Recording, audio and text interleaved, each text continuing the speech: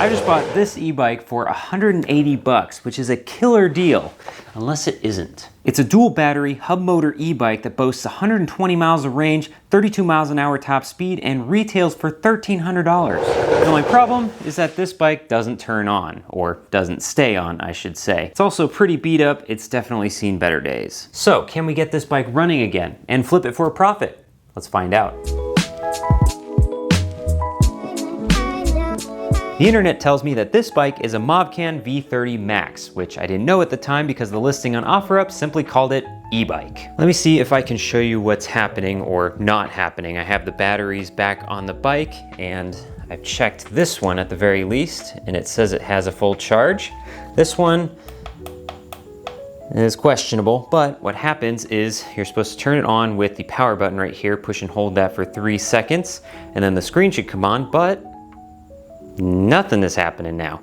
Actually, beforehand, sometimes if you push and hold this, the screen will flicker just ever so slightly for 1 millisecond, but looks like that's not happening anymore. Well, I guess this bike is even deader than when I bought it, because I would hit the power button and it would occasionally flicker that thing once or twice, but nothing anymore. So it's pretty obvious that there's no power getting to this bike. So the first thing that I want to do is take both of these batteries off and get them fully charged. So that way I know that I'm at least working with a fully charged battery in case that's the problem. Maybe one of these is dead, and because one of them is dead, it's not going to give power to the full system. Well, I'm coming across my first problem and I haven't even done anything yet. We have the charger right here and was going to plug in one of the 2 batteries to get that started, but looking at the cables right here, you can see that this one has a lot of electrical tape, like a worrying amount of electrical tape on something that you plug into the wall. So I'm gonna peel back all of this and see what's going on in there, because I wanna make sure that that connection is good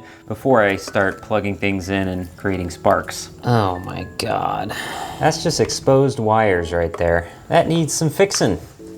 There we go, a proper connection with solder and heat shrink. I'm gonna clean this up even more later, but I have it plugged into the battery, and as you can see by the indicator right here, it is working, it's charging. So we're gonna let that sit, and I think in the meantime, just get the bike cleaned up a little bit and start poking around at all of the connections. Well, so far everything's looking pretty good on the handlebars. Everything is where it should be at least, and I wanna get rid of this basket because it's pretty beat up, it's bent, and it's also held on 50-50 with nuts and bolts and zip ties. So I think this is going in the dumpster. Even though all the handlebar connections up top look okay for the time being and all the arrows line up, so it's not going to be the same case to the last time I flipped a bike, but I want to take it a step further and actually unplug and inspect the connections for all of these and just make sure that they're plugged in to the right connections. Maybe for some reason, because there are so many of these connections, that one got flipped with another, and that's what's causing this miscommunication, and so that nothing turns on. You never know. Well, so far nothing obvious, which is a little annoying, and maybe it's just the battery, but took apart the wiring harness here, and thankfully it's pretty idiot proof. So it has all these Jewellet connectors, and they're all color coordinated against what they're plugged into, and even those that are the same color are flipped, male and female, so that way there's no possible way that you're ever gonna mess this thing up. And thankfully the previous owner didn't. Although if they had, that probably would have been better for me, because then that would mean that I see a smoking gun and then I could fix it, but I don't know. Let's take a look at the battery, see how that's doing. Well, we got these all fully charged. I got the probe on there to see, and it is at 54 volts. That is perfectly fully charged for this battery, which is a 48 volt. Same with that one. So these two are fully charged, they're ready to go, and they have the juice. It's just that the juice is not flowing from the battery into the rest of this thing. So I think I need to dig even further into that wiring harness to see what's up before I can go plugging the batteries back in. So I'm gonna look at the battery trays next and see if that's connected, because maybe those got loose, because that would explain why nothing has power at all. Well, these connections are pretty solid. There's also an XT60 connection down here. All's well here. Well, this one looks good too. Might as well clean it up a little bit. Again, no smoking guns, but I put the batteries back in now that I know that they're fully charged. Not that it took that long to charge anyway, but let's see if anything happens if I push and hold this.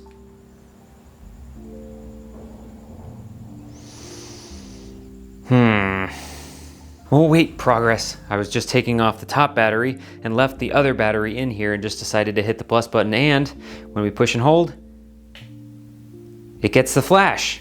At least, that's what it was doing previously. Just that little bump, but it's something. It is something, but it's still not what I want. I need my smoking gun.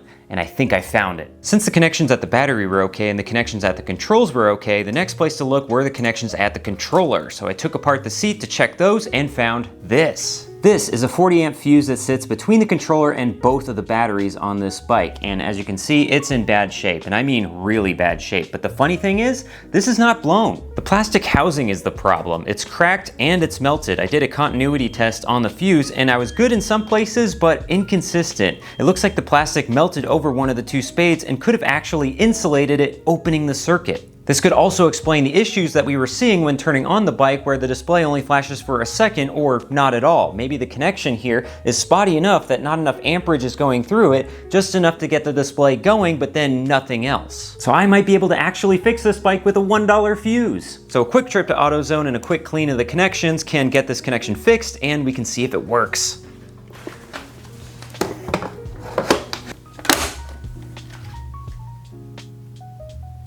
Haha! Yes, we have life. That is so cool. We can do a systems check now. Looks like the headlight and the tail light works. Brake light works. Works both sides. Do we have a horn? Yeah, we do. It's even got blinkers. How cool is that? And now the real test. We'll lift it on the side a little bit and give it some throttle.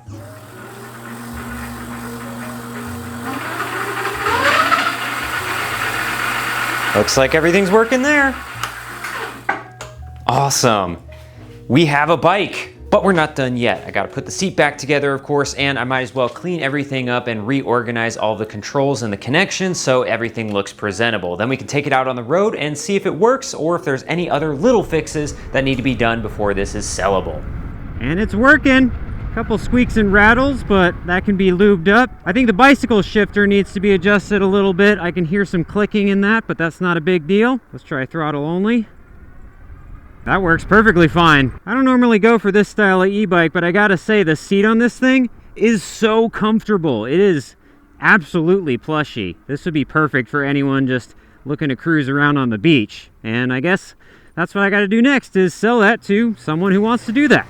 In the final stretch now, after our test ride, I lubed up a few things and I fixed the adjustments on the gear selector on the rear here. So now it's actually selecting the appropriate gear. It was shifted by one, but that's all fixed and I have it listed for sale now. So it's just a matter of time before this goes on to the next owner. And here we are 3 days later with an empty spot where the bike once stood. It only took less than a day for someone to message me about it and then flake out and then receive several lowball offers, but then finally received one that was actually interested in the bike, wanted to properly negotiate, met up, and purchased it for $425. I listed the bike for $500, which is actually pretty low compared to the other listings in my local area. All of those were listed for anywhere from $750 all the way up to $900, which is kind of ridiculous. So I could have listed it higher, but I wanted to sell this thing fast. And even so, I still netted $240, more than doubling my investment. It's a new life hack side hustle that could ultimately replace your day job. See, every day you look online and buy a broken e-bike for $180,